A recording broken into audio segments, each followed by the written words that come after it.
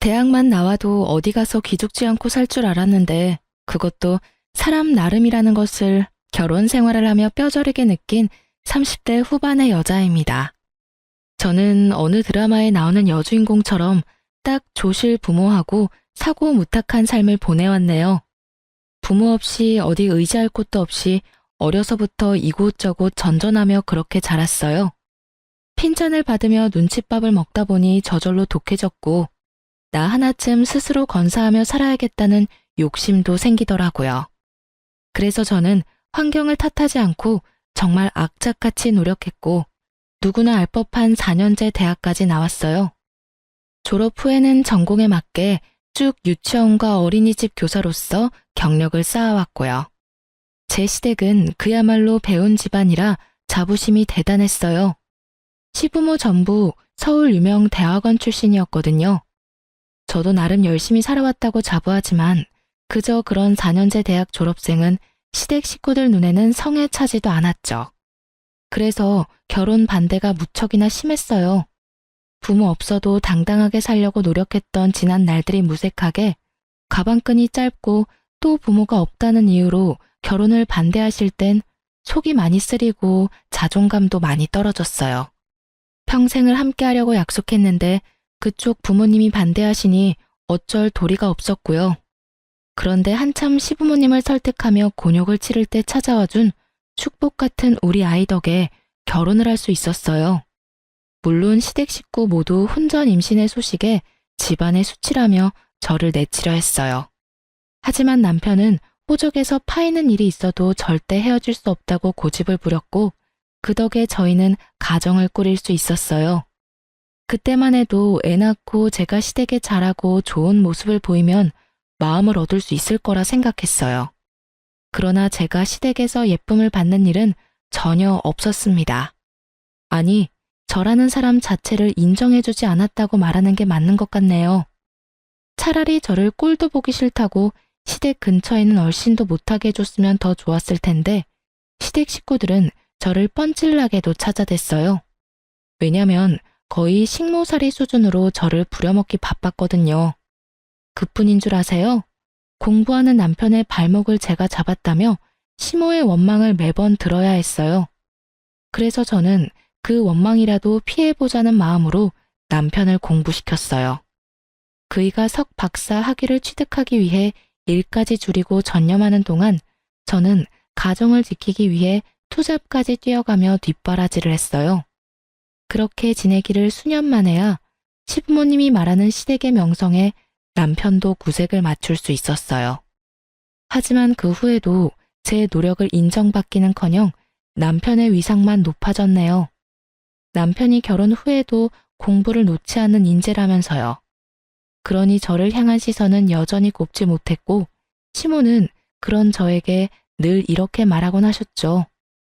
넌 정말 결혼 전이나 후나 어쩜 이리 한결같이 볼품이 없니? 너랑 한 공간에 있으면 내 눈을 버리는 기분이라니까. 넌 우리 집안 식구로 지내는 걸 감사히 여겨야 해. 알겠니? 배움도 적고 교양이라고 눈 씻고 찾을래도 못 찾는 널 사람이라 여기고 지내주니 말이야. 어머님, 저를 마음에 안 들어 하시는 거 잘 알아요. 그래도 제가 병균 같은 건 아니잖아요. 볼품없다 여기지 마시고 너그러운 마음으로 좋게 좀 봐주세요. 왜 네가 병균이 아니라고 생각하니? 우리 집안에서 환영받지 못하는 건 병균만도 못한 너뿐인데. 죽었다 깨어나도 내겐 너그럽게 쓸 마음이 없으니 이 집안에서 내 눈에 띄지 말고 네 할 일이나 잘하렴. 어머니, 제가 아내한테 제발 예의를 갖춰서 대해달라 말씀드렸잖아요. 이 사람도 저 만나기 전에는 자기 분야에서 열심히 일하는 멋진 사람이었어요. 저보다 더 강단 있고 대단한 사람이라고요. 어머니께서 제 아내를 무시하는 건 어머니 아들인 저를 무시하는 것과 같아요. 그러니 이제는 가족의 일원으로 인정해 주시고 좋은 마음으로 지내주세요. 시모가 제게 못되게 말할 때마다 남편이 나서서 저를 감싸고 또 자신보다 나은 사람이라고 표현해주며 또 지금의 자신을 있게 해준 사람이라고 표현해 주었어요. 그렇게 제 편에 서준 덕에 모진 시집살이도 참고 살았어요. 한 번은 이런 대우를 더는 받고 싶지 않아 저 역시 학업에 정진해 학위를 높여보려고 했지만 어떻게 알았는지 시모가 남편이 제 뒷바라지하는 꼴은 절대 못 본다며 노발대발을 하는 통에 제대로 시작도 못 해보고 끝이 났죠. 남편은 시모 눈치 보지 말고 제가 원하는 만큼 열심히 해보라고 했어요. 하지만 제가 시모의 등살에 감당할 엄두가 나지 않더라고요. 사실 제 남편에게는 형이 한 명 있는데 아내인 형님도 석사 학위를 취득해 잘 나가는 회사 연구원으로 있어요. 물론 형님은 아주버님과 결혼하기 전에 이미 능력이 좋았죠. 저는 그 때문에 시댁의 미움이 내게 쏠렸나 하는 생각을 참 많이 했어요. 그러나 꼭 학벌 때문만은 아니라는 사실을 저는 이미 그 훨씬 전부터 몸으로 느끼며 알고 있었어요. 형님은 결혼 후에도 일과 공부를 병행하며 박사 학위를 위해 공부까지 하는 중이었어요. 그리고 조실부모한 저와는 달리 형님네 집안은 돈이 많았어요. 그러니 같은 며느리라도 저울질을 하게 되는 건 너무 당연했어요.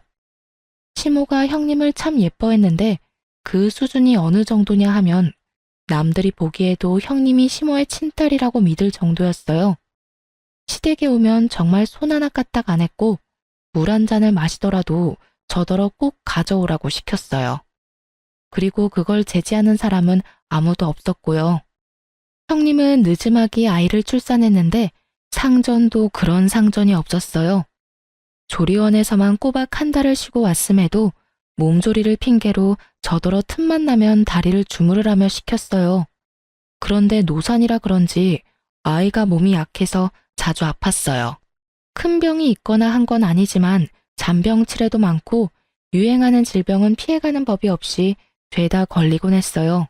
그래서 맞벌이 부부로 지내던 형님은 믿고 맡길 사람이 필요하다며 제가 근무하고 있는 어린이집에 애를 입학시켰어요. 그러면서도 제가 가족이라는 사실이 창피하다며 그렇게도 꽁꽁 숨겨댔어요. 그리고 뒤로는 제게 아이를 잘 케어하라고 당부까지 하더라니까요. 어느 정도 가고는 했지만 형님의 육아 방임은 점차 심해졌어요.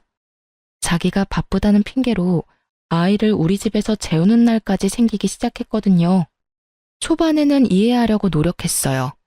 형님이 바쁘게 일하는 것은 인정할 수밖에 없는 사실이잖아요. 하지만 한 달에 한두 번 정도였던 게 2주에 서너 번씩 늘면서 제 일상에까지 피해를 끼치게 됐어요. 저는 큰맘 먹고 형님에게 딱 잘라 말했어요. 형님, 일 때문에 바쁘신 건 이해하는데요. 이렇게 자주 제게 맡기시면 저도 제 일정에 차질이 생기기도 하거든요. 피치 못할 사정이 아니라면 저희 집에서 재우는 건 좀 자제해 주셨으면 해요. 동서도 참, 가족 좋다는 게 뭐니? 힘들 때 도우면서 지내는 거 아니야? 동서 말대로 내가 좀 바빠야지 말이야. 어젠 정말 어쩔 수가 없었다니까. 그쵸, 가족이니 도우면서 지내는 건 당연해요. 하지만 제 일상까지 꼬이니까 힘든 날들이 생기네요. 동서 덕 좀 보나 했더니 큰 의미도 없네. 알겠어. 내가 조금 더 신경 쓸게. 형님이 순순히 알겠다고 해 한시름 놓았는데 다음 날 시모가 제게 퇴근하면 시댁으로 오라며 전화를 해온 거예요. 그런데 기가 막힌 광경이 펼쳐져 있더라고요. 분명 저와 대화할 땐 좋게 넘어갔던 일을 제게 서운함까지 느꼈다며 문제 삼으며 온 식구들 앞에서 눈물을 뚝뚝 흘려대는 겁니다. 퇴근이 많이 늦어지는 바람에 동선에서 아이가 이미 잠든 후라 몇 번 그대로 재운 적이 있었어요. 그런데 동서가 어제 제게 자기 일상까지 침해하는 짓이라며 면박을 주는데 형님, 그게 다 무슨 말씀이세요? 제가 언제 면박을 줬다고 그러시는 거예요? 동서, 내가 미안해. 내가 나 바쁜 것만 생각하고 동서 힘들 걸 헤아리지 못했어. 나는 윗사람 자격도 없어. 우리 애 맡기는 거 불쾌하다고 했으니 더는 맡기지 않을게. 그럼 동서 기분이 좀 괜찮겠어? 아가, 네가 뭐가 미안하니? 열심히 살아보려는 게 뭐가 잘못이라고. 예, 너는 어떻게 된 애가 이해심이라고 눈꽃만큼도 없니? 첫째가 바쁜 거 우리 식구 중에 모르는 사람 있니? 조카 좀 봐주고 너희 잘 때 같이 잠 좀 자는 게 무슨 큰일이라고. 불쾌하다는 말까지 하면서 첫째한테 상처를 줘? 어머님, 오해세요. 형님 불쾌하다고 했다니요. 도대체 갑자기 왜 이러시는 거예요? 저도 맞벌이다 보니 일정이 꼬여서 난감한 일이 생기기 시작했다고. 그러니 피치 못할 사정인 날은 괜찮지만 그렇지 않을 땐 좀 자제해달라고 정중히 부탁드렸을 뿐이잖아요. 그게 애 맡기지 말라는 말과 뭐가 다르니? 그리고 네가 같은 뜻이라도 지금처럼 좋게 이야기했다면 첫째가 이렇게까지 서운함에 눈물을 흘리겠어? 넌 생각이라는 게 있긴 한 거니? 어떻게 한치 앞을 못 보고 사람 마음 하나 헤아리질 못해? 첫째가 바빠서 내게 애 좀 부탁한다고 네가 함부로 대해도 되는 줄 알아? 귀한 집 자식 가슴에 대목 박는 짓을 천하디천하 니까 짓게 한다는 게 가당키나 하냔 말이야. 어머님, 동서를 너무 나무라지 마세요. 저와 제 아이 때문에 얼마나 불편했으면 제게 그렇게까지 말했겠어요. 저는 동서 마음 충분히 이해해요. 단지 속이 조금 상해서 눈물을 감출 수가 없을 뿐이에요. 어쩜 우리 첫째는 일이 사려 깊고 맘씨가 고와. 가진 것 없어 못난 것까지 보듬어 주려는 마음이 너무 감동이야. 그렇게까지 저 못난 걸 감쌀 필요 없다. 어머님도 형수님도 그만하세요. 집사람이 오죽 힘들면 그런 말을 했을지를 먼저 진심으로 헤아려 보시라고요. 사실 제 조카지만 아내가 전반적으로 챙기게 두는 것도 제 입장에서 미안한 일이에요. 거기다 형과 형수님이 너무 자주 맞는 것도 맞고요. 요 근래에는 다 늦은 밤에 전화해서 애 잠들었냐 확인하는 거 저도 좀 불편합니다. 듣다 못한 남편이 제 편을 들며 자신도 불편하다 이야기해준 덕에 형님의 눈물 연기가 어색하게 끝이 났어요. 형님은 남편의 개입에 뻘쭘했는지 앞으로는 주의하겠다며 바로 표정이 바뀌며 말했죠. 시모도 그제야 자기 아들까지 불편하게 만드는 상황은 없어야 한다며 당부했어요. 이런 모습을 보고 있자니 기분이 상했지만 애써 내색하지 않았어요. 다행히 이날 이후 한동안은 소동 없이 잠잠했네요. 그러던 어느 날 형님네 아이가 어린이집에서 까무러치고 난리도 아니었어요. 애가 혼절하거나 한 것은 아니었지만 열이 펄펄 끓어 눈도 제대로 뜨지 못했죠. 급한 마음에 형님과 아주버님께 이 상황을 알리며 당장 하원하러 와달라 요청했어요. 하지만 이를 뺄 수 없어 당장은 힘들다고 하는 겁니다. 하는 수 없이 시모에게 연락해 아이 상태를 이야기하고 바로 병원에 내원할 수 있도록 와달라고 부탁드렸어요. 그러나 그 누구도 아이를 챙길 생각을 하지 않는 거예요. 저는 하는 수 없이 어린이집 원장님께 양해를 구하고 제가 아이와 함께 병원에 다녀왔어요. 아이 컨디션이 너무 안 좋아 다시 어린이집으로 향할 수는 없는 노릇이었어요. 결국 저는 오래전 저를 자식처럼 품어주시고 돌봐주셨던 이모님께 도움을 청했습니다. 제게 유일한 가족 같은 분이라 그러면 안 되는 줄 알면서도 또다시 신세를 지게 되었죠. 하필이면 제가 그날 당직이라 업무를 뺄 수 없었던 탓이었어요. 저는 형님과 아주버님께 아이의 상태를 먼저 알린 뒤 부득이하게 이모님께 아이를 맡겨놨으니 최대한 시간을 내어 아이를 데리고 가달라 부탁까지 드렸어요. 그런데 그날 두 사람은 다 저녁이 되어서야 아이를 데리러 온 것도 모자라 이모님께 너무 큰 무례까지 범하고 말았습니다. 아줌마, 시간이 되면 애 잘 준비까진 시켜놔야 될 거 아니에요. 동서가 못 챙긴 것도 짜증나는데 이게 뭐야? 저기 초면에 당신의 아픈 아이까지 챙겨줬으면 부모로서 감사하다는 말이 먼저 아닌가요? 그리고 이 낯선 곳에서 아픈 몸으로 엄마 아빠를 기다렸을 아이는 눈에 보이지도 않아요. 됐으니 얼른 애 데리고 돌아가세요. 감사는 개뿔. 애가 아파서 잠만 잤을 것 뻔하구만. 암튼 동서나 동서 주변 사람이나 다 별로라니까. 그리고 자기가 뭔데 나를 가르치든 말해? 기분 나빠. 동서는 뭐 이런 사람한테 애를 맡겨서 화를 돋구는지 원. 이보세요. 아이가 해열제를 먹어도 열이 안 잡히니까 얼른 돌아가서 아이 케어에 집중하시라고요. 지금 당신의 기분이 아픈 아이보다도 더 중요한가요? 도움을 받고도 감사할 줄 모르는 당신이 떠드는 소리 듣고 싶지 않으니 그만 돌아가요. 이봐요, 아줌마. 도움을 주려면 제대로 줘야지. 이건 도와준 게 아니라 내 일을 그대로 남겨둔 거잖아. 그러고도 감사 인사를 받고 싶어 하는 건 양심이 없는 거지. 당신 밑에서 자란 동서가 왜 그리 덜 떨어진 건지 증명하는 거야, 뭐야? 나도 여기 더 있으래도 안 있을 거거든요. 진짜 재수 없어. 형님은 끝끝내 이모님에게 감사하다, 죄송하다는 말 한마디 없이 돌아갔어요. 그리고 나중에 걱정되는 마음에 이모님께 연락드렸더니 이모님은 다시는 그런 무례한 사람의 아이를 자신에게 맡기지 말라며 화를 내셨죠. 저는 이모님이 화내는 이유를 듣고 참을 수 없어 형님에게 곧장 연락했어요. 그러곤 처음으로 형님에게 어떻게 사람이 그렇게 아나무인일 수 있냐며 언성을 높였어요. 그런데 형님은 자신의 잘못을 뉘우치기는커녕 다음 날이 되자마자 또다시 시댁에 가서는 제가 자신에게 언성을 높였다며 고자질을 했죠.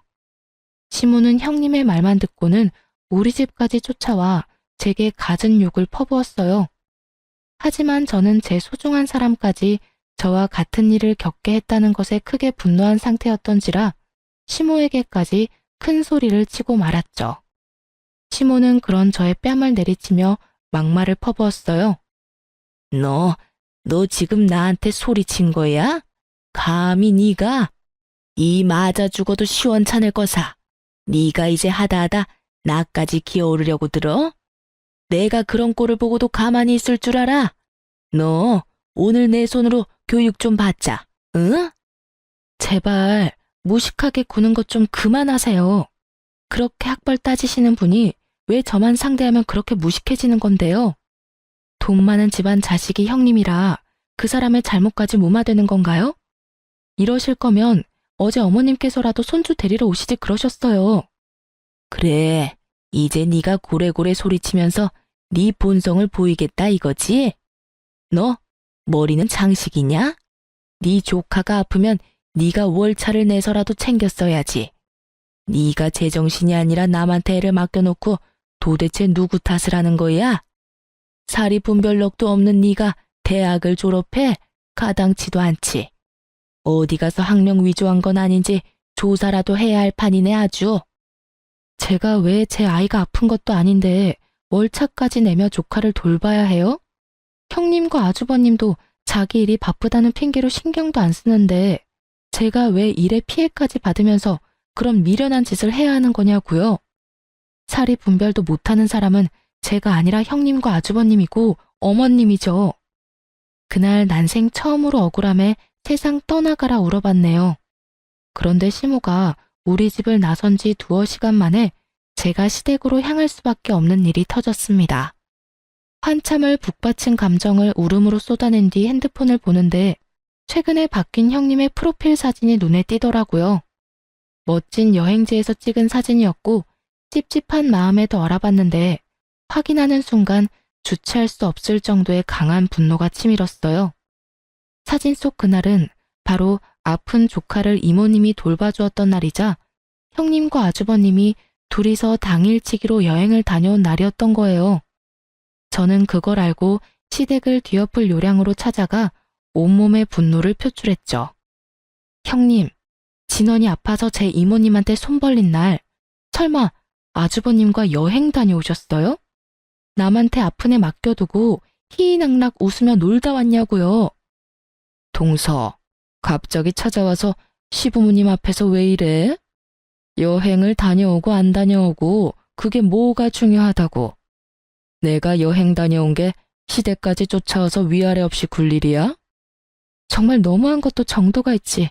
이건 답이 없네. 오늘 제대로 시시비비를 가려봐요.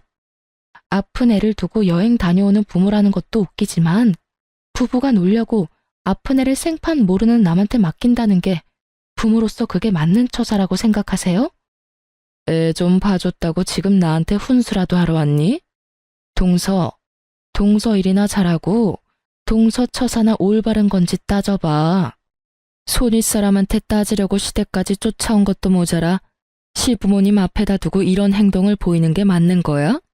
그리고 원래 애들은 좀 아프면서 크는 거야. 형님, 원래 애들은 아프면서 큰다고 아픈 애를 부모가 돌보지 않는 게 맞는 건가요? 뻔뻔하게 나오면 그게 다 맞는 말인 줄 아시냐고요. 생판 모르는 남한테까지 애를 맡겼던 날이에요. 그런데도 뭐 하나 느끼는 바가 없으세요? 뭐야? 동서가 부족해서 뭘 모르나 본데 우리 같은 인재들이 시간 빼는 게 어디 쉬운 줄 알아? 막말로 내가 동서 있는 어린이집 보내는 이유가 다 뭔데? 그런 일 있을 때 애 잘 챙기라고 보내는 거잖아. 내 돈을 월급으로 받는 주제에 어디서 큰 소리야? 이모님인가 뭔가한테 맡겼던 것도 네가 다른 선생한테 당직 날짜 바꿔달라고 부탁했으면 됐을 일인데 네가 크게 만든 거잖아. 그래놓고 왜 이제 와서 나한테 시비야? 저희는 감정이 격해져 결국 서로의 머리채까지 잡고 싸움을 벌였어요. 급하게 시부모님이 저희를 말렸지만 싸우는 사이 제 손톱에 형님 한쪽 뺨이 긁혔어요. 그러자 시모는 형님 얼굴을 보고는 멍청한 것이 굴러들어와 집안 사람을 다 팬다며 저더러 사람도 아니라고 오버스럽게 난리를 쳐댔죠. 저는 제게 노발대발하는 시모와 형님을 뒤로 한 채 거실에 차려진 다과상을 죄다 엎어버렸습니다. 시모와 형님은 제게 머리가 어떻게 된 거 아니냐고 미친 사람 취급하며 고함을 쳤어요. 저것이 진짜 머리가 어떻게 된 거 아니야? 야, 너 진짜 이 집에서 쫓겨나고 싶어? 우리 아들이 네 편 들어주니까 이제 눈에 뵈는 것도 없냔 말이야.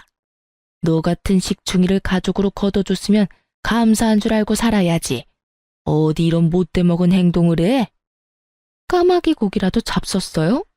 당신들이 가족이라는 이유로 날 괄시하고 괴롭혔던 건 뭐 잘한 행동이야? 나도 남편 보며 당신들 만행을 참아주는 건 오늘부로 끝이야. 내가 당해온 모든 걸 똑같이 돌려줄 테니까 어디 한번 즐겨보던가. 저런, 아니 어디서 저런 말도 안 되는 것이 집에 굴러 들어왔어? 네가 참지 않으면 어쩔 건데? 어쩔 수 있는데? 헛소리 집어치우고 이 집에서 당장 나가. 나가! 다시는 발도 들이지 마. 알겠어? 가지 말라고 해도 갈 참이었어요. 악마보다 더 악질인 당신네들이랑 한 공간에 있기 역겨워서 숨을 쉴 수가 있어야지. 저는 분명 똑같이 되갚아준다고 했지만 시댁 식구 중에 그 누가 제 말을 새겨 듣겠어요. 그저 지렁이도 밟으면 꿈틀거린다는 거야 뭐야? 하고 대수롭지 않게 여겼겠죠. 하지만 제가 그간 남편만 보고 참아온 세월, 부당한 대우를 받았던 그 많은 날을 모조리 되갚아주겠다고 결심한 순간 복수의 칼날을 갈기 시작했죠. 그런데 하늘도 이런 저를 가엾게 여겼던 걸까요? 우연히 약속을 잡아 만나게 된 이모님께서 또 한 번 저의 귀인이 되어주었어요. 시모와 형님에 관한 이야기를 나누는데 이모님께서 안 좋은 기억 때문인지 형님을 정말 질 나쁜 사람이라고 표현했어요. 그러면서 도대체 어떤 일을 하길래 그 직장에선 그런 못된 사람을 써주느냐고 말하기에 저는 형님이 다니는 회사에 대해 알려주었어요. 그런데 이모님이 꽤 놀란 표정으로 그게 정말이냐며 재차 확인까지 하시더라고요. 그리고 이모님과의 만남 일주일 후 형님이 회사에서 퇴출당하고 말았습니다. 사실 이모님의 남편이 형님이 다니는 회사의 연구소장으로 있었어요. 그래서 저는 형님이 아이가 아팠던 날에 대한 진실을 이모님께 모두 털어놓았고 혹시 가능하다면 연구소장님께 형님이 부당하게 이득을 취한 정황은 없는지 꼭 확인해주라고 청해달라 부탁드렸죠. 이모님도 형님 같은 사람은 좋은 곳에서 대우받으며 일할 가치도 없는 사람이라며 저를 대신해 말을 전해주었어요. 실로 연구소장님은 형님의 평판과 업무 능력 등을 조사해 나섰고 형님이 그간 해왔던 만행이 낱낱이 밝혀지고 말았던 거죠. 조카가 이모님께 맡겨졌던 그날의 일을 포함해 이전부터 줄곧 이런 방식으로 조퇴나 월차를 냈던 정황이 전부 밝혀지면서 업무 태만으로 해고를 당한 거예요. 하지만 형님은 그때까지만 해도 자신이 잘렸다는 사실을 인정할 수 없다며 자기 같은 인재를 버린 것을 후회하게 만들 거라고 다른 연구원 이곳저곳을 알아보며 뛰어다녔어요. 하지만 이미 연구소장님이 자신의 인맥까지 동원해 손을 써놓은 후였고 졸지의 형님은 나이 가득 찬 취업준비생으로 전락하고 말았어요. 형님이 취업준비로 쩔쩔매고 있던 어느 날 아주버님께서 갑작스럽게 저희 부부를 찾아왔어요. 이전에는 단 한 번도 저희를 먼저 찾은 적 없던 분이라 적잖게 놀랐죠. 그런데 사람이 참 간사하죠. 아쉬울 때 꼭 그렇게 살갑게 굴면서 도움을 청하는 게 말이에요. 모든 안 좋은 일은 한 번에 겹쳐오곤 하잖아요. 형님네도 딱 그런 상황에 놓였던 거예요. 아주버님이 5년 전쯤부터 사업을 시작했는데 처음부터 잘 돼서 무섭게 성장했어요. 그런데 딱 이 타이밍에 갑자기 투자하기로 되어 있던 곳에서 변심으로 투자하지 않겠다고 해버린 거죠. 아주버님은 투자받을 걸 굳게 믿고 이미 일을 키운 상태라 당장 그 투자금이 없으면 빚을 내야 한다며 우는 소리까지 하며 도와달라 하더라고요. 동생아, 가족 좋다는 게 뭐냐?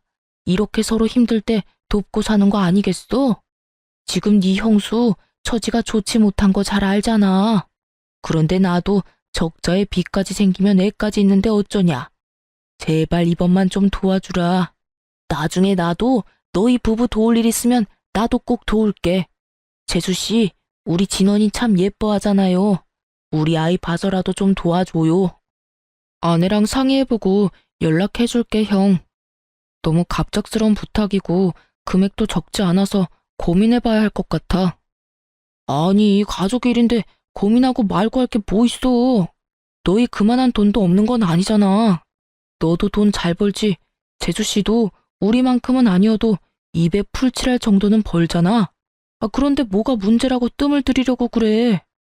그냥 서로 얼굴 보고 이야기한 김에 정하고 빌려주면 되지. 안 그래요, 재수씨? 그럼 아주버님, 얼굴 보고 이야기한 김에 딱 말씀드릴게요. 저는 투자금 빌미로 아주버님께 돈 빌려주기 싫네요. 저희 없는 살림에 남편 공부하면서 아끼고 아끼며 지낼 때 형님도 아주버님도 돈 잘 벌고 잘 살았잖아요. 그때 제 남편이 한 학기 등록금만 좀 도와달라고 부탁했을 때 뭘 하셨죠? 개미처럼 일하는 네 와이프가 자기 몸을 팔아서라도 마련할 텐데 왜? 라고 했던가요? 재수씨, 그땐 나도 철이 없어서 그런 거죠. 이번에 도와주면 나중에 제가 도울 일 있을 때 꼭 돕겠다니까요. 저 지금 자존심 다 내려놓고 이렇게 부탁하는 건데 어쩌라면 섭섭해요. 그럼 그 자존심 챙기세요. 그리고 이참에 한 말씀 더 드리자면요. 재작년에 남편이 드린 투자금도 이참에 회수할까 해요. 그러니까 지금 빌리는 금액의 최소 2배는 구하셔야겠네요. 예? 투자금을 회수한다고 했어요, 지금? 아니, 재수씨가 뭔데 제 동생이 제 회사에 투자한 돈을 회수해요. 쥐뿔도 없이 우리 집에 들어와서 이만큼 사는 것도 다 내 동생 덕인데 재수씨가 읽어둔 게 뭐 있다고 내 동생 돈을 재수씨가 주물러요. 야, 절대 안 돼. 너 지금 재수씨 말 듣고 투자금 회수하면 우리 우애는 완전 끝이니까 그런 줄 알아. 알겠어? 아주버님, 남편이 넣은 그 투자금의 대부분이 제 돈이에요. 남편이 늦음하기 경제활동을 시작했는데 그 당시에 그만한 큰 돈이 어디서 나요. 내 돈 내가 알아서 하겠다는데 왜 간섭하세요? 여보, 방금 아주버님이 하는 말 들었지? 나 당장 투자금 회수해줘요. 사실 남편 뒷바라지하며 우리 가족의 미래를 생각하면서 악착같이 모았던 돈이 있었어요. 아주버님이 그 당시만 해도 저와 남편을 너무 무시해서 제가 남편 기라도 살려주려고 그 돈 쥐어주며 아주버님 사업에 당신이 투자하는 것처럼 해서 투자금 넣으라고 시켰어요. 저야 원래도 시댁 식구들이 무시하는 게 일상이라 괜찮았지만 제 남편까지 은근히 배제당하고 무시당하는 건 참을 수가 없었거든요. 하지만 돈을 빌리러 와놓고 은근 협박조를 띠는 아주버님의 태도에 눈꼽만큼도 도움을 주고 싶지 않더라고요. 아주버님은 제 투자금이라고 말하니 놀란 토끼 눈을 하며 남편에게 사실 여부를 확인했어요. 남편이 제 말이 다 맞다고 하자 아주버님은 금세 태세 전환을 해 제게 투자금 회수하는 이유가 뭐냐며 제발 도와달라 절절히도 말했어요. 재수씨, 내가 미안해요. 내가 실언을 했어요. 혹시 이 시기에 투자금을 회수하려는 이유가 뭐예요? 제 아내 때문이라면 제가 대신 사과할게요. 정말 미안해요. 그러니까 투자금 회수 얘기는 없던 걸로 해줘요. 예?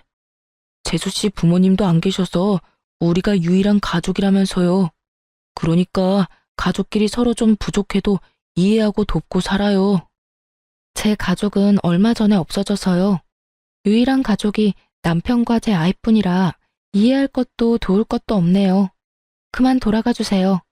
아주버님께서 이러시는 거 상당히 불편해요. 재수씨, 그게 무슨 서운한 말이에요. 가족이 왜 없어져요? 우리가 다 가족이지. 재수씨, 제가 돈 빌려달라고 한 건 고사하고 제발 투자금 회수만이라도 하지 말아줘요. 우리 그 투자금까지 빼면 진짜 길바닥에 나 앉아야 할지도 몰라요. 저와 아내는 그런다고 쳐도 아이는 어떡해요. 우리 아이를 봐서라도 마음 바꿔줘요. 제발요. 제가 조카 봐서 여태 참은 건 모르고 왜 이제와 아이를 봐서 마음을 바꿔달라 하세요? 저는 이제 제 아이 봐서 회수해야겠으니 그만 보채고 돌아가세요. 한 번만 더 돈돈거리시면서 찾아오시면 그땐 문전박대 제대로 당할 줄 아시고요. 아주버님은 우리 집을 나서는 그 순간까지도 제게 제발 도와달라 애원했어요. 하지만 저는 충분히 제 의사를 전한 뒤로는 거들떠보지도 않았죠. 남편은 결국 아주버님을 집에서 끌어냈어요. 그러자 복도에서 더럽고 치사해서 그 돈 안 받는다며 우리 집 현관문을 몇 번이나 발로 차고 돌아가더라고요. 저는 그 모습에 정말 끝까지 못돼 처먹었다 싶은 생각이 들더라고요. 그래서 남편에게 아주버님 연락은 무조건 받지 말라 당부했어요. 실로 하루에 몇 번씩 남편에게 전화를 했고 남편의 일까지 방해할 수준에 이르자 남편도 나중에는 아주버님 연락처를 수신 차단해버렸죠. 그러자 시모가 제게 연락해 열불을 냈어요. 동생이라고 하나 있는데 제가 우애를 다 갈라놨다면서 저더러 오물보다 더 더럽고 추악한 것이라고 하더군요. 저는 그런 시모의 전화를 끊어버렸어요. 더 듣고 있어봤자 제게 득될 거 하나 없으니까요.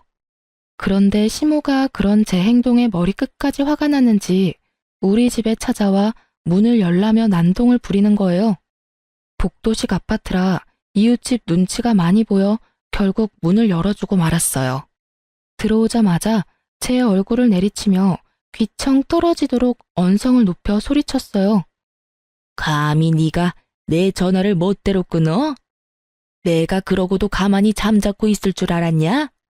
오만방자한 것이 감히 시어머니 알기를 개떡같이 알고 하는 행동마다 사람 천부를 나게 만들어?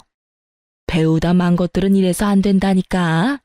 얼마나 못 배웠으면 행동거지가 그따위야. 이런 것도 사람이라고 고개 쳐들고 있는 꼬라지하고는. 오만방자한 건 제가 아니라 어머님 첫째 아들이죠. 어떻게 자식의 거울은 부모라는 말이 이렇게 꼭 맞는지 몰라요. 어떻게 말하는 것도 행동하는 것도 그리도 천박한지. 부탁한답시고 못되게 구는 걸 들어줄 수가 있어야죠. 뭐야? 너 지금 뭐라고 짓거렸어? 오늘 내 손에 한번 목숨줄 끊겨볼래? 어? 이게 미쳤다 하니까 진짜 개념을 상실했냐? 어머님 말씀대로 어머님처럼 배우다 마라 그런가 보죠. 어머님도 저랑 학력이 똑같던데요? 그러면서 왜 그리도 학력 따지면서 사람 무시한 건지 저는 아직도 이해가 안 되네요. 아주버님 임신해서 석사 문턱만 간신히 밟아본 정도라는 거 제가 모를 줄 아셨어요? 네가 그걸 어떻게 알았어? 어떻게 알았냐고? 남편과 나만 알고 있는 비밀을 네가 왜 알고 있느냔 말이야. 두 손으로 하늘을 가려보세요, 가려지나. 이 세상에 평생 가는 비밀이 어딨어요. 형님 말고는 다 아는 사실을 왜 어머님만 모르고 계시는지 형님이 알면 얼마나 기가 찰까요? 그렇게 저를 간신히 대학 나온 볼품없는 애라며 같이 욕했을 텐데 그런 어머님도 저와 다를 바가 없다니 말이에요. 시모는 내가 자신의 학력을 알고 있다는 사실을 알자 울그락불그락 해준 얼굴이 돼서는 갑자기 제 손을 덥석 잡는 거예요. 그러더니 형님에게만은 밝히지 말아달라고 애원하기 시작했어요. 집안에서 자신의 위치가 얼마나 뭉개지겠냐며 제발 그런 일이 없도록 비밀로 간직해달라는데 그 모습이 얼마나 절절한지. 그렇게 시모의 약점을 잡은 덕에 더 이상 절 무시하고 하대하는 사람은 없었어요. 하지만 웃기게도 제가 시모의 비밀을 알고 나니 주부로 지내고 있는 형님의 위치가 예전에 저만큼이나 떨어지더군요. 시모가 제 눈치를 보느라 형님을 예뻐하지 않은 것도 있지만 좋은 학력으로 어느 곳 하나 취직 못하고 있다며 닥달했어요. 형님은 자신을 대하는 태도가 바뀐 시모에게 대들기 시작했고 엄마와 친딸만큼이나 좋았던 관계는 더는 없었어요. 결국 형님네 부부 문제로 번져 매일같이 집안이 시끌시끌했어요. 그러다 나중에야 형님이 자신이 잘리게 된 사실을 알게 되었어요. 더불어 이모님이 연구소장님의 아내라는 사실까지도요. 형님은 그제야 제게 제발 한 번만 이모님 부부를 만나게 해달라며 매달렸어요. 취직을 할 수 없으니 시댁에서 무시당하는 거 아니냐며 한 번만 도와달라 싹싹 빌더라고요. 동서, 내가 긴 세월 모질게 군 거 마음에 담지 마. 다시는 그런 짓 하지 않을게. 하늘에 맹세해. 그러니 제발 동서를 돌봐주셨다던 그 이모님 좀 한 번만 만나게 해줘. 부탁이야. 정말 이번 딱 한 번만 힘 좀 써주라. 형님, 다 형님이 자처한 거잖아요. 그냥 감내하고 사세요. 타지 멀쩡하니 그 일 아니고도 할 수 있는 일은 세상에 많아요. 자기 일 아니라고 그렇게 쉽게 말하지 말고 제발 한 번만 도와줘. 우리 진원이 생각해서라도 엄마가 제대로 자리 잡고 있어야 하잖아. 내가 이모님께 사과드릴 수 있도록 동서가 자리 좀 마련해줘. 응? 같이 애 키우는 입장이니 이것저것 재고 따지지 말고 닥치는 대로 일하며 애 키우고 사세요. 다른 사람들도 다 그러고 애 키우며 살아요. 저는 자기의 위신을 위해 이제야 이모님께 사과한다는 형님을 깡그리 무시한 채 일절 이모님과 연결해주지 않았어요. 아주버님은 투자 얘기가 오간 뒤 저희 때문에 망하면 가만두지 않겠다며 이를 갈더군요. 하지만 그도 얼마나 가겠어요. 세상 이치가 자기들 뜻대로 되진 않잖아요. 아주버님은 또다시 우리를 찾아와 죽는 소리를 해대며 저희가 도와주지 않으면 이제 더 방도도 없다면서 자기가 망하는 건 다 우리 탓이라고 고성방가를 해댔어요. 재수씨, 진짜 사람 그렇게 안 봤는데 치사하고 더럽고 꼭 그렇게까지 해야만 했어요? 사람 목줄을 쥐고 흔드셔야 마음이 풀리냐고요. 예? 아우, 사람이 부탁을 했으면 들어주는 신용이라도 해야지. 많이 취하셨네요. 그냥 돌아가세요. 저흰 더 할 말 없네요. 형, 진짜 대체 왜 이래? 그만 돌아가. 밤이 늦었어.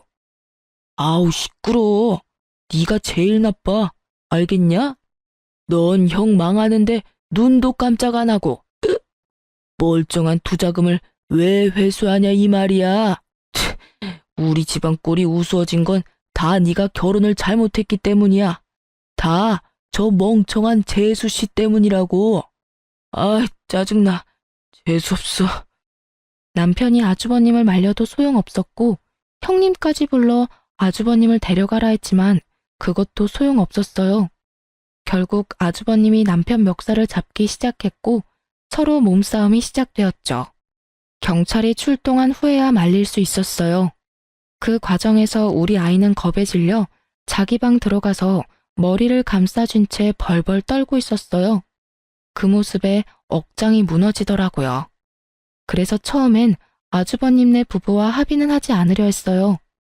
하지만 조카가 눈에 밟혀 합의를 보긴 봤네요. 그러나 이 사건으로 남편은 그간 제가 자기 식구들에게 당했을 서름을 뼈저리게 이해하게 된 계기가 되었어요. 그래서 그날 이후 남편과 저는 시댁 식구와 연 끊고 연락까지 다 차단하며 남편이나 저나 둘 다 서로만 의지하며 살기로 굳게 마음먹었답니다. 나중에 시모가 남편에게 어떻게 부모와 자식 간의 관계를 끊을 수 있냐며 절대 안 된다고 남편을 설득하려 안간힘을 썼어요. 하지만 남편은 끝내 시모의 설득을 거부했고 나중에는 시모가 제 옷깃까지 부여잡으며 제발 이런 악연으로 남지 않도록 제가 나서달라더군요. 예, 어떻게 부모를 멀리하고 지낼 수 있어? 제발 네가 내 아들 좀 어떻게 해주렴. 내가 다시는 내게 못나게 굴지 않겠다 약속도 했잖니. 그런데 갑자기 왜 내 아들이 그런 마음을 먹은 거야? 나는 내 자식 못 보고는 못 산다. 이런 불효가 어디 있니? 어머님께서 저에게 저질렀던 멸시와 악행이 낳은 결과니까 직접 이 문제를 해결해 보세요. 그러면 남편도 마음을 달리 먹을 줄 혹시 아나요? 죄송하지만 저는 원래도 부모가 없던 몸이라 아쉬울 게 하나 없네요.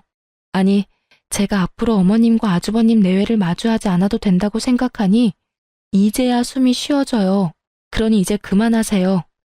나는 시모의 마지막 애언도 딱 잘라냈어요. 그제야 시모는 눈물바람을 하며 지난날의 자신의 언행에 후회라는 걸 하게 되었네요. 후에도 제가 근무하는 곳에 찾아왔지만 저는 절대 시모를 만나주지 않았어요. 나중에 남편이 시모가 제 직장까지 찾아온 것을 알고는 직장까지 옮기라고 권유했고 마침 좋은 자리가 나 저는 이직을 하게 되었네요. 모든 풍파가 지나간 뒤 이제야 좀 살맛이 난달까요? 형님이 남편과 한 번 연락이 닿은 적이 있는데 그때 들은 소식으로는 아주버님도 형님도 먹고 살기 위해 학위와 관계없는 일을 시작했다고 하더라고요. 그리고 시모는 하나 남은 자식마저 자신을 등질까봐 전전긍긍하며 조카의 양육을 도맡아 하고 있다고 해요. 뭐라도 도움이 되면 자신의 곁에 남아있을까 하는 마음으로요. 나중에 그렇게 없는 듯 계시던 시부가 시모의 양육을 보고는 남편에게 조카만이라도 돌봐줄 수 없겠냐고 부탁하셨죠. 시모의 스트레스를 오롯이 조카가 받고 있다며 가여워 죽겠다고요. 하지만 남편은 그것 또한 그들이 만든 상황이니 절대 우리 부부는 개입하지 않겠다고 선을 그었어요. 그 후로 시부도 더는 저희에게 연락해 그런 부탁은 하지 않았죠. 시모와 아주버님네를 보니 학벌은 삶에 있어 중요하지만 결코 인생의 전부가 될 수 없다는 것을 다시금 깨닫게 되었어요. 지금 저희 부부는 아이와 단란하게 지내며 소소한 행복 속에서 지내고 있답니다. 그리고 저는 새로운 어린이집에서 새롭게 자리 잡아 제 일상이 좀 더 윤택하게 변화했어요. 이전에는 더 나은 곳으로 옮기며 급여나 환경 모두 훨씬 좋아졌거든요. 이전의 일상에서는 상상해보지도 못한 그런 여유로움을 이제는 매일 누리며 지낸다는 것만으로도 행복해요. 비록 남편이 가족과 멀어진 것은 안타깝지만 남편도 지금의 생활이 더욱 만족스럽다고 얘기해주어 한시름 놓았네요. 앞으로는 우리 세 식구의 안위만을 생각하며 저 자신이 존중받고 또 존중하는 삶 속에서 살아가고 싶어요. 다사다난한 30대를 잘 마무리하는 해를 보내고 부디 제 40대는 찬란하게 피어나길 바라며 이만 사연을 마칩니다. 시청자분들께서도 늘 존중의 삶 속에서 평안하시길 기원합니다.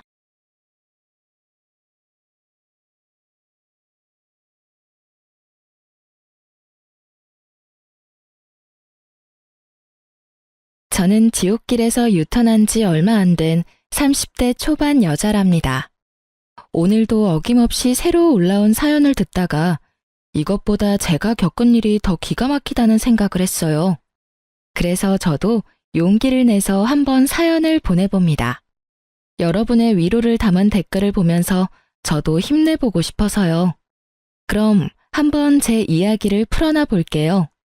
남편은 제 친구의 동네 친구였어요. 친구들과 같이 만나다가 어느새 둘만 만나서 밥도 먹고 술도 먹고 그렇게 됐죠.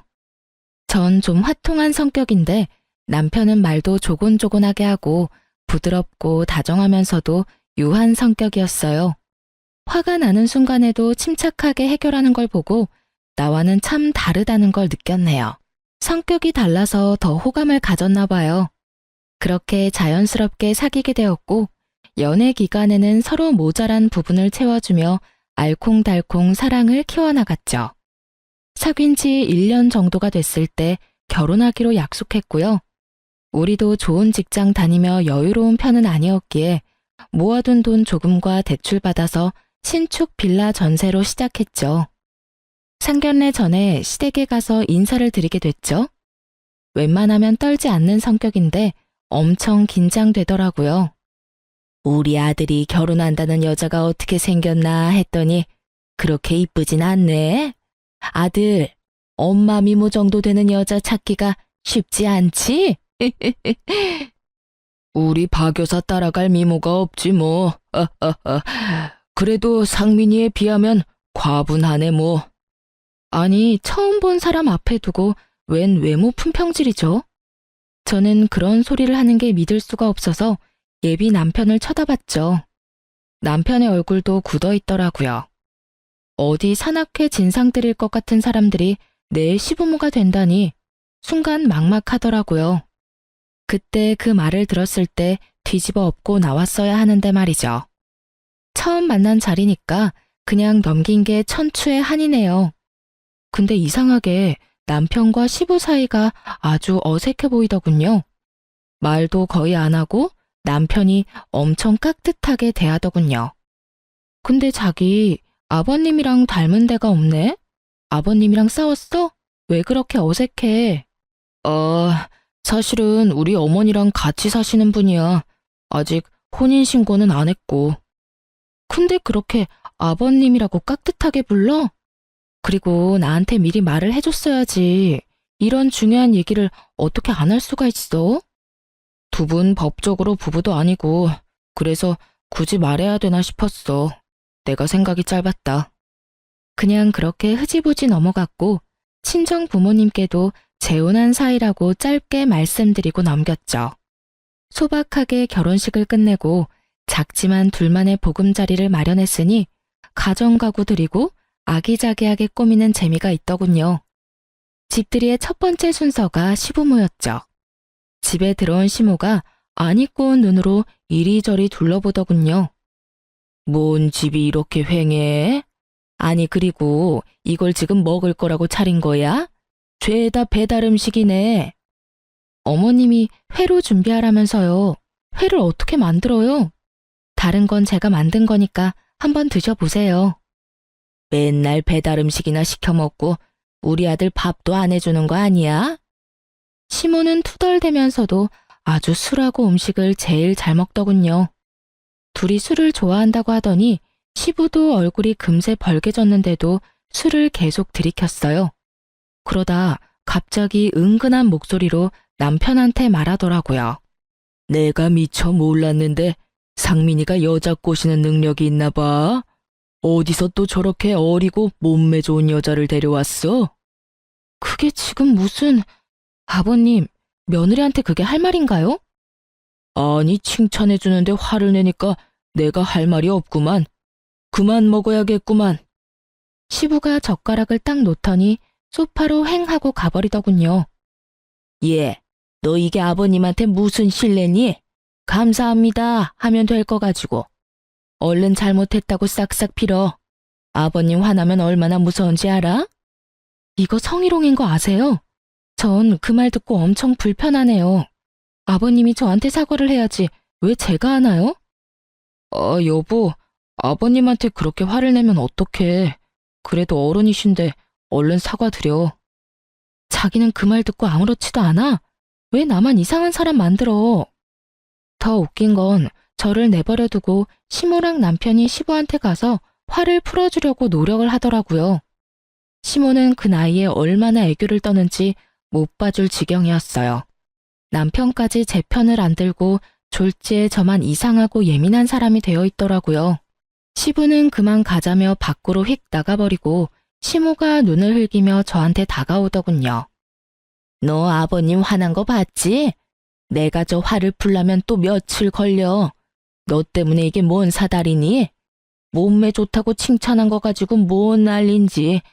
하기야, 그런 칭찬을 어디서 받아봤어야 알지. 그러고 집을 나가버리는데 진짜 어이가 없더라고요. 결혼한 지 한 달도 안 돼서 이런 일을 당하니까 앞으로 시댁과 지내야 하는 게 막막해지더군요.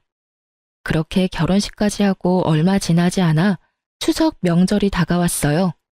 토요일 새벽에 남편이 부스럭거리면서 나갈 준비를 하더군요. 이 새벽에 어디 가는 거야?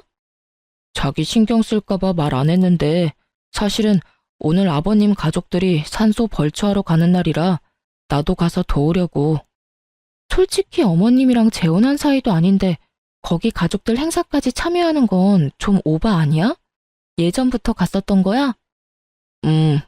엄마가 가자고 부탁을 엄청 하셔서 자주 보고 그래야 정도 들고 가족으로 인정받는다고. 내가 아버님한테 잘해야 또 아버님도 엄마한테 잘해줄 거고.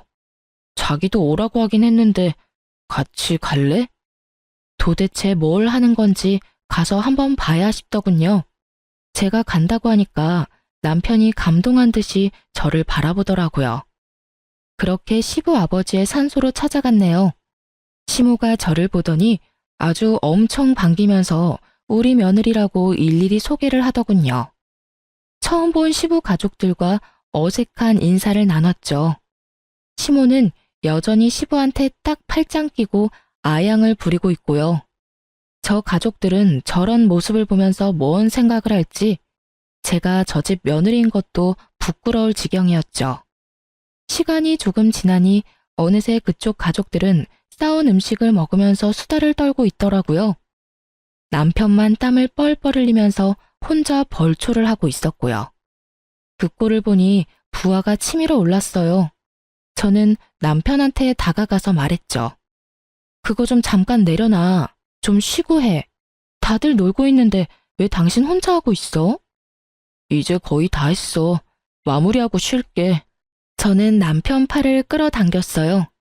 남편 팔짱을 딱 끼고 산 아래로 내려가기 시작했죠. 얘, 너 어디 가는 거야?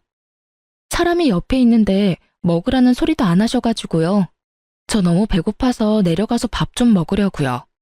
저기 아래에 맛있는 식당 많더라고요. 다들 할 얘기 많으신 것 같은데 천천히 내려오세요. 그리고 이 사람 말로는 거의 다 했다고 하니까 마무리만 하시고들 오면 되겠네요. 예. 어머, 쟤가 왜 저래? 좀 이따 다 같이 밥 먹으러 갈 거야. 조금만 기다리면 되잖아. 제가 낯선 분들하고는 밥을 잘 못 먹어요. 다들 이해 좀 해주세요. 그리고 앞으로는 생각 좀 하세요. 조상님이 헷갈리시겠어요. 풀 베는 놈은 내 자식이 아닌데 내 자식은 어딨나 하고요. 그럼 저희는 그만 가볼게요. 제가 남편을 끌고 내려가기 시작하자 시모가 뒤에서 소리를 지르기 시작하더라고요. 남편이 계속 뒤를 돌아보며 어쩔 줄 몰라 했죠. 저한테 떠밀려서 차를 운전하고 가면서도 남편은 계속 걱정을 하는데 얼마나 꼴보기가 싫던지요. 시모가 전화해서 난리칠 게 뻔했기에 일주일 정도 전화를 안 받았어요. 그래도 포기를 안 하고 전화가 오길래 한번 먼 말을 하나 받아봤죠. 드디어 전화를 받아주시네. 너 시어머니가 웃음니?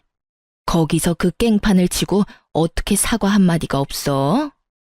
어머니야말로 거기에 아들 내외 데려가서 뭐 하시는 건데요? 그렇게 귀하다는 아들을 남의 집 머슴처럼 부리면 되나요? 그 사람들은 우리랑 눈도 안 마주치고 아랫사람으로 보는 거 어머니는 못 느끼셨나 봐요. 전 한눈에 딱 알겠던데. 그러니까 더 자주 봐야 정도 들고 친해질 거 아니야. 곧 가족이 될 건데.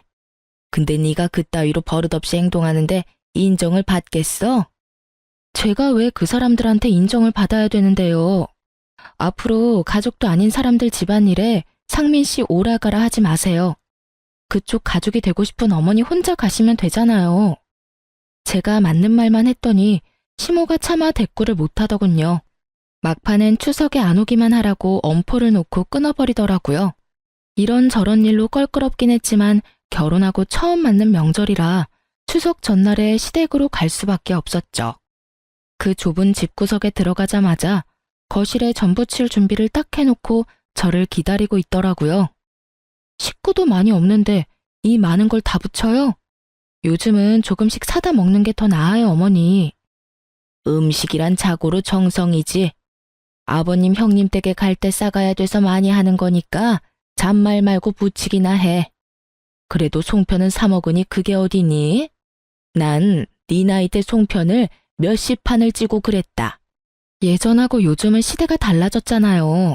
요즘은 명절에 제사도 안 지내고 여행 가는 집도 많아요. 그러면 나중에 다 조상님들 덕을 못 받는 거야. 아버님이 특히 깻잎전 좋아하시니까 타지 않게 잘 부쳐라.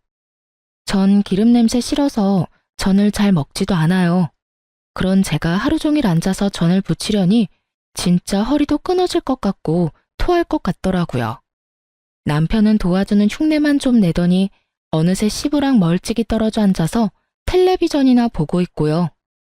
이게 시집살이구나 싶은 게 결혼을 했다는 사실이 후회가 확 되더라고요. 그렇게 거의 2시간 정도 혼자 전을 부쳤죠. 예, 이거 설거지 좀 해라. 아유, 힘들어. 나 한숨 자고 나올 테니. 시모는 그렇게 쏙 들어가 버리고 어쩔 수 없이 설거지를 하러 부엌으로 들어갔답니다. 도대체 혼자 뭘 만든 건지 설거지거리가 아주 싱크대에 탑처럼 쌓여 있더라고요.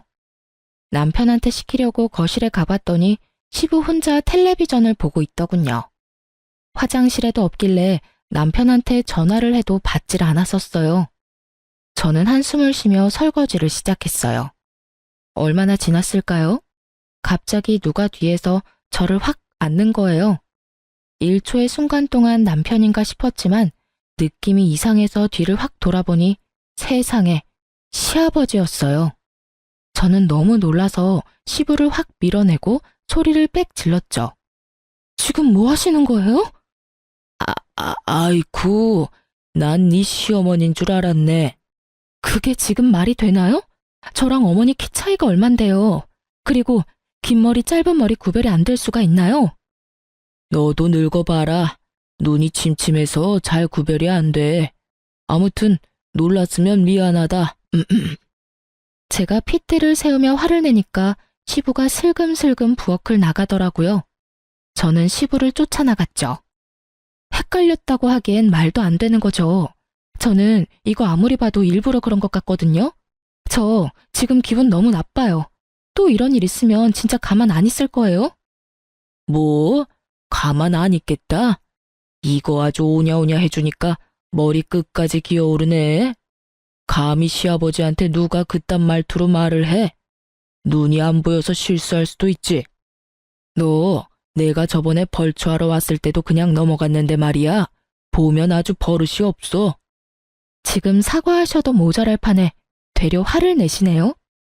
시부는 소파에 앉아서 저를 노려보고 있고 시모는 이 와중에 깊이 잠들었는지 나와보지도 않고요. 더는 있을 필요가 없다는 판단이 섰죠. 그대로 가방을 들고 시댁을 나와버렸어요. 친정으로 오는 내내 시부의 눈빛하며 그 상황이 너무 끔찍하고 기분이 더럽더라고요. 제가 혼자 친정에 오자 부모님이 깜짝 놀라시더라고요. 말할 기운도 없어서 침대에 누워있는데 역시나 시모한테서 전화가 끊임없이 오더라고요. 그렇게 몇 시간 지났을까요? 거실에서 남편 목소리가 들리더라고요. 그러더니 얼른 제 방으로 들어와 문을 잠그더라고요. 이게 지금 뭐 하는 짓이야? 어떻게 며느리가 말도 없이 친정으로 올 수가 있어. 집에 가보니까 아버님이랑 어머니가 엄청 화내셔서 내가 얼마나 난감했는 줄 알아? 아버님이 실수 좀 하신 것 같은데 그걸로 집을 나와? 지금 상황을 다 아는데도 나한테 이딴 말 하는 거네? 그럼 뭐 어쩌자고. 아버님이 일부러 그랬다는 거야 뭐야? 네가 더 이상하게 생각하는 거 알지? 그거 피해망상이야. 너야말로 무슨 노예 마냥 아버님이 뭔 말만 하면 예예하고 주인이라도 대하듯이 어려워하잖아. 그게 보통 아버지랑 아들 사이라고 생각해? 아무리 새아버지여도 당신이 하는 행동은 진짜 도가 지나쳐. 자식이 부모님 말씀 잘 듣는 건 당연한 거지. 나를 이상하게 생각하는 당신이 더 이상해. 아무튼 당장 집으로 가. 가서 얼른 사과드리자고. 지금 두 분 다 엄청 화나셨어. 당신 아버님한테 전해. 사과해야 할 사람은 아버님이고 나한테 정식으로 사과하기 전까진 난 아버님 안 본다고. 와이프를 믿고 방패가 돼서 지켜줘야 될 인간이 그 반대로 하고 있잖아. 남편 구실 못할 거면 꼴 보기 싫으니까 당신도 가. 저는 어버버하는 남편을 현관문으로 밀어서 쫓아버렸어요. 친정 부모님은 놀라신 눈치였지만 제가 입을 다물고 있으니 차마 물어보진 못하시더라고요. 저는 일이 정리되면 말씀드린다고 둘러대고 나머지 명절 내내 친정에서 보냈답니다. 여차저차 집에 들어오긴 했지만 그때부터 남편한테 말 한마디 안 하고 투명인간 취급을 했어요. 남편도 질세라 한마디도 안 하더라고요. 그렇게 2달이 가까이 됐고 진짜 독한 인간이다 싶었죠. 어느 날 퇴근하고 저는 방에 혼자 있었고 남편은 거실에 있었는데 전화 받는 소리가 들리더라고요. 그러더니 갑자기 남편이 방문을 벌컥 열고 들어왔어요. 내일 아버님 생신이야. 내일 당신 안 가면 아버님이 진짜 화내실 거야. 제가 쳐다보지도 않자 뭔 큰 결심이라도 한 듯이 입을 앙 다물더니 제 앞에 무릎까지 꿇더라고요. 딱 그거 보니까 이거 진짜 정상이 아니구나 싶었어요. 제가 그렇게 화내고 눈치 주고 할 때는 다 못 본 척하고 말 한마디도 안 하고 살더니만 지 부모 일이 얽히니까 무릎까지 꿇다니 말이에요. 저는 기가 차서 어디까지 하나 한번 지켜보기로 했죠. 새아버지 말만 나오면 그렇게 벌벌 떠니 도대체 뭔 사연이 있는지 너무 궁금해지네? 뭐 빚이라도 졌어? 뭔 말도 안 되는 소리야. 저번에 말했잖아. 내가 잘해야 우리 어머니한테도 잘해주니까 어머니 행복을 위해서 그러는 거라고. 내가 이렇게 빌게. 제발 내일 같이 가줘. 당신 마누라 행복은 전혀 신경 안 쓰는 건 정상이고? 그래, 가서 또 뭔 소리를 할지 한번 가보자고. 시댁에 가보니 아주 복도부터 갈비 냄새가 풍겨오고 부산스럽더라고요. 저는 떨떠름한 표정으로 남편 놈을 따라 들어갔죠. 어머 왔니? 잘 왔다. 그동안 연락도 안 되고 내가 얼마나 서운했는 줄 아니? 음식은 내가 다 해놨으니까 넌 앉아서 먹기만 해. 우리 오늘 쌓였던 오해도 풀고 하자. 응? 시모는 저를 끌어다가 식탁에 앉히더라고요. 시부 생일이라고 아주 떡 벌어지게 차려놨더라고요. 술을 좋아하는 두 사람답게 술병도 잔뜩 준비되어 있었죠. 제 뒤로 걸어오는 남편의 등을 어느새 나타난 시부가 툭툭 건들더라고요. 남편이 시부한테 꾸벅 고개 숙여 인사까지 정성스레 하더군요. 아버님, 생신 축하드립니다. 좋은 데서 대접해드려야 되는데 죄송합니다. 이건 이 사람이 준비했습니다. 내가 술 좋아하는 거 어떻게 알고 또 이런 귀한 술을. 고맙다 며느라. 아주 거짓말도 술술 늘어놓는 남편을 보니 더욱 기가 막혔죠. 시부가 제 눈을 마주치며 능글맞게 씩 웃는데 본능적으로 소름이 오소소 돋더라고요. 저는 기분이 나빠서 눈을 피해버렸답니다. 시부는 연신 기분이 좋다면서 술을 엄청 마시더라고요. 시모와 남편도 시부 기분 맞추려고 계속 건배하고요. 저는 그러거나 말거나 갈비 몇 점 집어먹고 집에 가려고 때를 기다리고 있었죠. 예, 너도 좀 더 먹어. 내가 하루 종일 얼마나 힘들게 만들었는데 왜 그렇게 안 먹니? 나도 참 착한 시어머니 아니니? 며느리가 새벽부터 와서 도와도 모자랄 판에 시어미가 많이 먹으라고 애원하고 있으니. 오호, 오늘같이 좋은 날에 또 분위기 망치는 소리를 하고 그래. 오늘 가족 화배장을 만들자고 한 거 아닌가? 네네 여보, 당신 말대로 내가 아주 며느리한테 납작 엎드렸네요. 아유, 술을 너무 많이 먹었나? 머리가 빙빙 도네. 시모가 비틀거리면서 일어나더니만 방으로 들어가더라고요. 얼마 지나지 않아 코 고는 소리가 들려왔죠. 저도 이만 집에 가야겠다 싶어 일어섰는데요. 그때 갑자기 시부가 술잔을 탁 놓더니 남편한테 말하더군요. 장민이 저 약국 가서 술 깨는 약 좀 사와라. 나도 머리가 아픈 게 영 안 좋다. 이제 그만 드시고 들어가서 주무시면 되는데 뭔 약을 사오나요? 저희 그만 갈 테니까 주무세요. 지금 나가서 사오겠습니다. 남편이 무슨 로봇 마냥 말하려는 저를 제지하고 얼른 밖으로 나가더라고요. 어이가 없어서 저도 밖에 나가려고 하는데 시부가 저한테 말을 걸더군요. 우리 며느리 아주 오랜만에 보니까 얼굴이 더 이뻐 보이네. 술이 들어가서 그런가? 상민이 올 동안 나랑 말동무 좀 해줘봐. 아버님하고 제가 도란도란 대화 나눌 사이인가요? 전 아직 사과도 못 들었고요. 껄끄럽긴 마찬가지네요. 말을 해봤자 가치도 없을 것 같아 일단 거실 소파로 나와 앉았어요. 얼마 지나지 않아 시부가 술 냄새를 풍기면서 슬쩍 제 옆에 앉더라고요.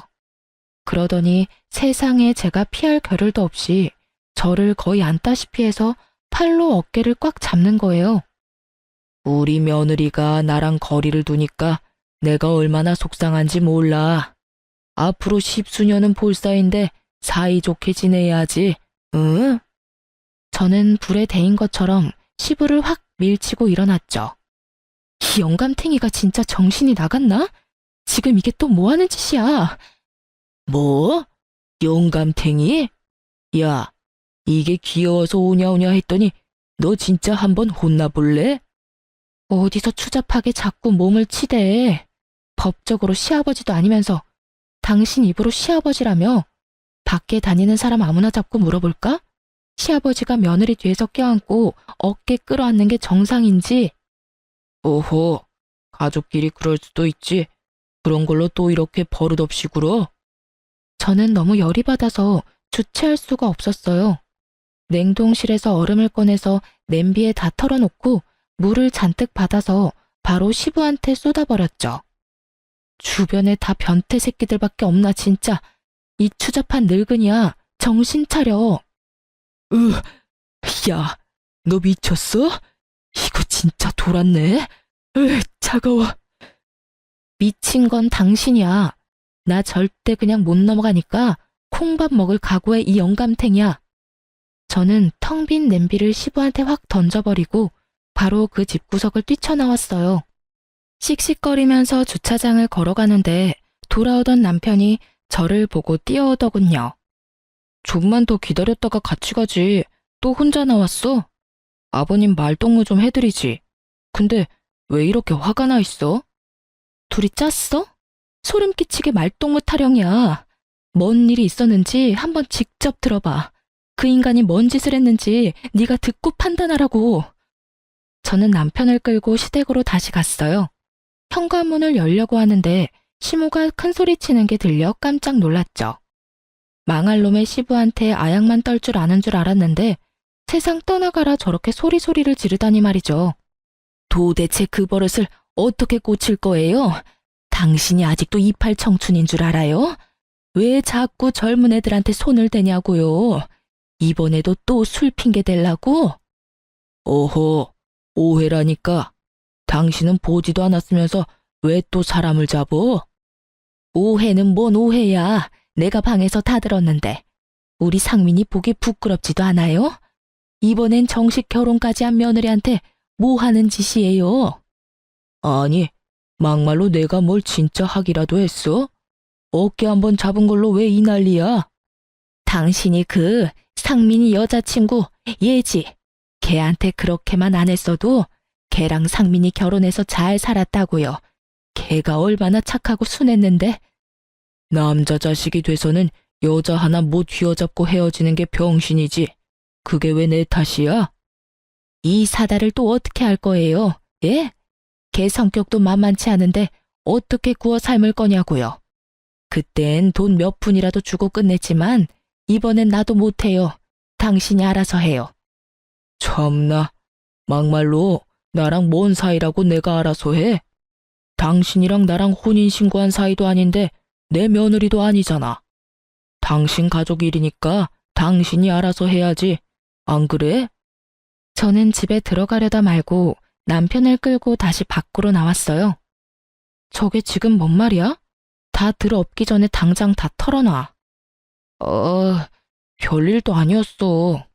빨리 말해. 지금 당장 경찰 부르기 전에.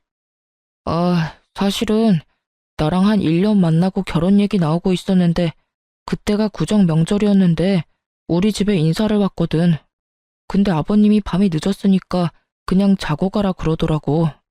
그래서 거실에서 이불 깔아놓고 하루 잤어. 뭐? 그게 다라고? 그래서 어쨌냐고. 아니, 난 자느라 전혀 본 건 없는데 새벽쯤에 갑자기 가방 들고 말도 없이 후다닥 나가버리더라고. 왜 그러냐고 했더니 자고 있는데 뭔가 바람 같은 게 부는 것 같아서 눈을 떴더니 아버님이 옆에 쭈그리고 앉아서 이불을 들치고 있더라는 거야. 뭐라고? 진짜 이거 미친 영감탱이가 아주 상습범이구만. 더러워. 미친 진짜. 넌 또 그냥 아무것도 안 하고 있었지? 나한테 하는 거 보면 뻔하지. 아니, 솔직히 뭐 한 것도 아니고 이불 살짝 들친 걸로 야단법석 떠는 게 더 이상하지 않아? 그런데도 헤어지자고 난리치고 신고한다고 그러길래 결국 엄마가 500만 원 주니까 조용해지더라. 걔도 다 돈 때문에 그런 거잖아. 꽃뱀이랑 뭐가 달라? 남편 놈이 주절대는 소리를 듣고 있노라니 정상이 아니라는 확신이 들더라고요. 어쩌다 이런 머저리 같은 인간하고 결혼을 해서 인생을 말아먹으려고 작정을 했을까 싶어 기가 찼어요. 제가 돌아서자 남편이 제 팔을 황급히 잡더라고요. 남편은 제가 딴 데로 가버릴 거라고 생각했나 본데요. 아니, 전혀요. 전 바로 시댁으로 뛰어 들어갔습니다. 제가 들어가자 그때까지도 투닥거리던 두 인간이 마치 짠 듯이 말을 딱 멈추더라고요. 넌 또 어딜 나갔다 지금 들어와? 왜요? 나도 예지인가 뭔가 하는 여자처럼 휙 나가서 안 들어올 줄 알았나 봐요. 난 다르거든요. 난 내가 당한 건 꼭 갚아줘야 되는 사람이에요. 제가 고개를 돌려 영감탱이를 휙 쏘아보자 그 인간은 헛기침을 하며 눈을 피하더라고요. 말 참 무섭게도 한다. 그래, 내가 아버님한테 얘기 들었는데 뭐 그거 가지고 지금 이 난리야. 어깨 동무한 걸로 그 난리면 이 세상 여자들 다 큰일 났겠다. 아줌마는 같은 여자면서 그딴 생각을 하는 자체가 이미 글러먹은 거예요.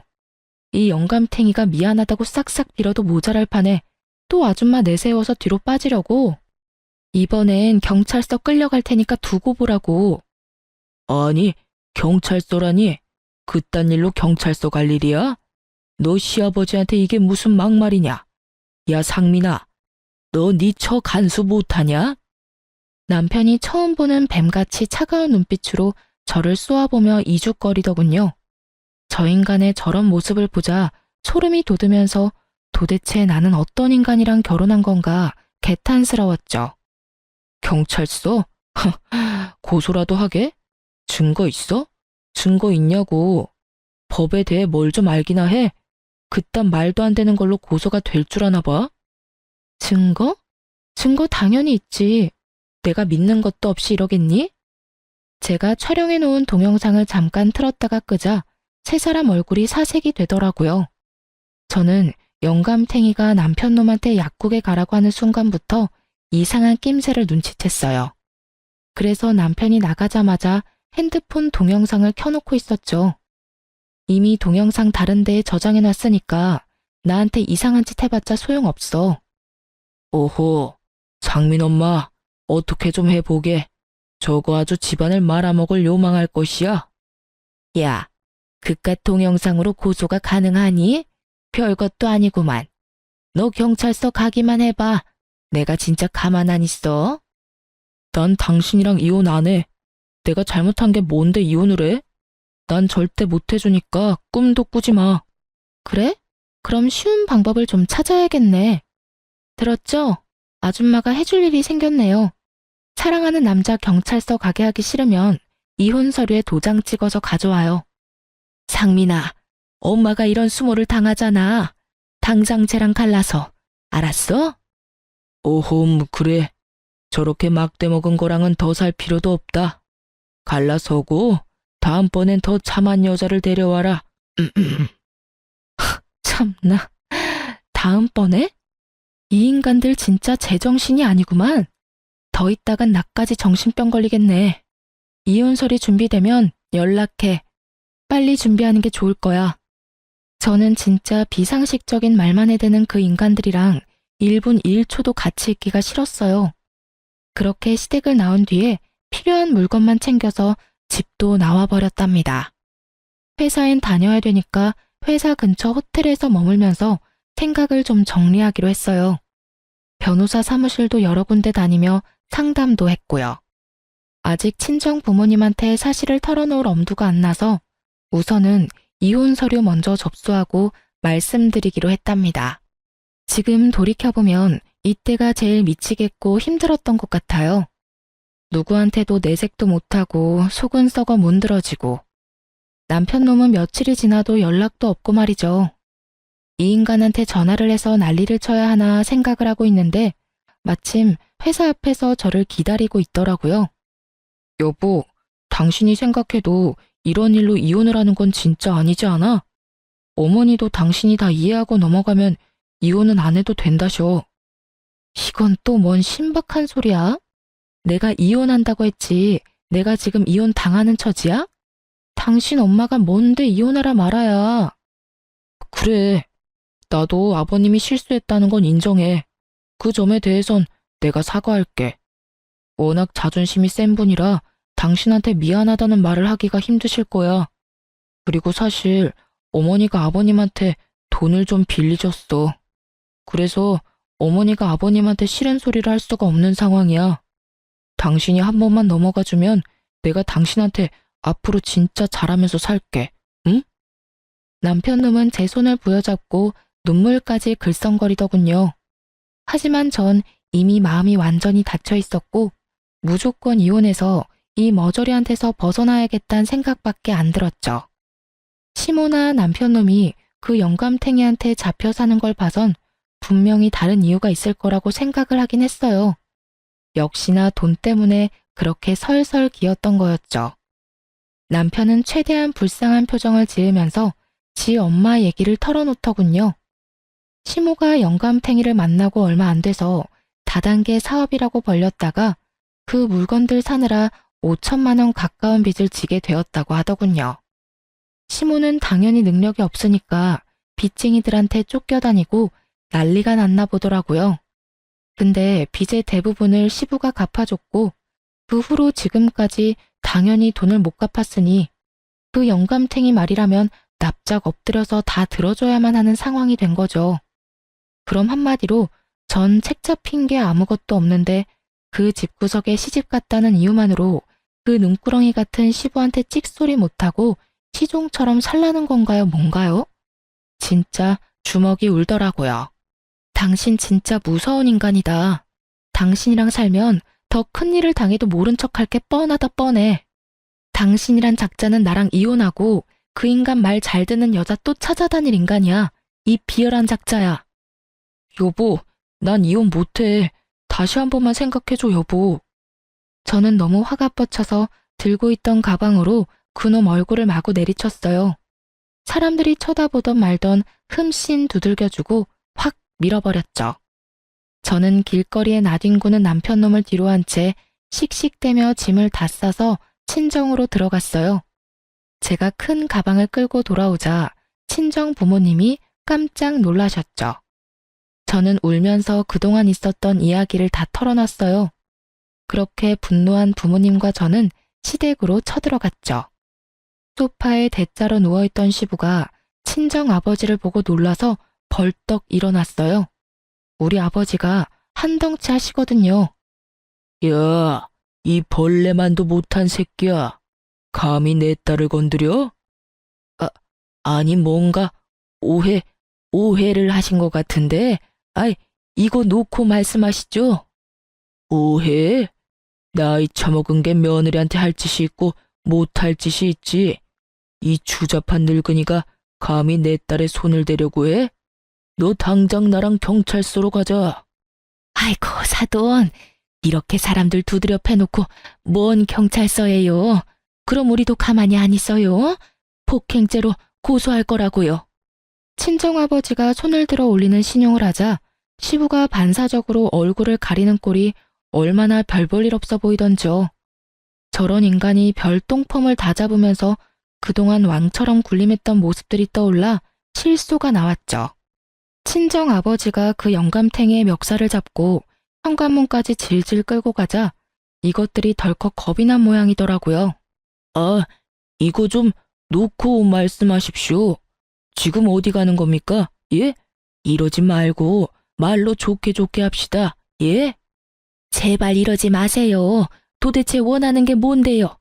애들 이혼이면 내가 책임지고 이혼시킬 테니까 오늘은 그만 가주세요. 네? 오죽이나 경찰서 잡혀갈 게 걱정이 됐는지 시모가 남편을 반협박하다시피 해서 이혼 서류를 준비해 놨더라고요. 바로 이혼 서류 접수했고 결혼 기간 1년도 안 됐고 아이도 없어서 2달도 안 되어 이혼 확정까지 났어요. 이혼이 결정되자마자 친정아버지가 경찰서로 달려가서 시부를 성추행으로 고소했어요. 증거라고는 동영상과 음성녹음 파일뿐이었지만 고소가 충분히 되더군요. 경찰에 연락을 받았는지 시모와 남편 놈이 친정집 문을 마구 발로 차면서 발악을 하기 시작했죠. 야, 네가 원하는 대로 다 해줬잖아. 이혼해 줬잖아. 근데 왜 고소를 하냐고 이 나쁜 년아. 이혼이야 당연한 거고 이혼 소송 걸었으면 당신들은 위자료 내고 이혼당했어야 돼. 오히려 나한테 고맙다고 해야지. 지금 어디서 깽판을 치는 거야? 아, 엄마, 좀 조용히 좀 해요. 여보, 제발 부탁이야. 고소 좀 취하해줘. 내가 어떻게 하면 될까? 내가 당신 마음 고생한 거 너무 잘 알지. 그래서 전세금 뺀 거 반반 나누면서 돈 좀 더 주려고 했어. 내가 좀 더 챙겨줄 테니까 고소는 제발 취하해줘. 응? 그까짓 얼마 되지도 않는 돈으로 또 입막음을 해보겠다 이거야? 개뿔도 없는 것들이 어디서 나쁜 것만 배워가지고 누가 보면 몇 억 주는 줄 알겠다. 니들이 나한테 한 짓에 비하면 이건 아무것도 아니지. 이것들이 아직도 우리가 우스워 보여? 여기가 어디라고 와서 지랄들이야? 당장 안 꺼져? 친정엄마가 모아둔 음식물 쓰레기통을 들고 나와 두 사람에게 시원하게 던졌고 악취가 코를 찌르는 순간에도 두 인간은 고소를 취하해달라며 무릎을 꿇고 빌더군요. 제가 핸드폰으로 경찰을 부르려고 하자 시모가 남편 놈을 끌고는 얼른 엘리베이터를 타고 줄행랑을 치더라고요. 그 후로도 시모가 전화를 해왔지만 철저히 받지 않았고요. 시부는 결국 성추행 인정돼서 벌금 1,000만 원 선고받았답니다. 또 깽판 치러 오지는 않을지 은근히 걱정이 됐는데요. 다행히도 몇 달이 지나도 연락이 없었어요.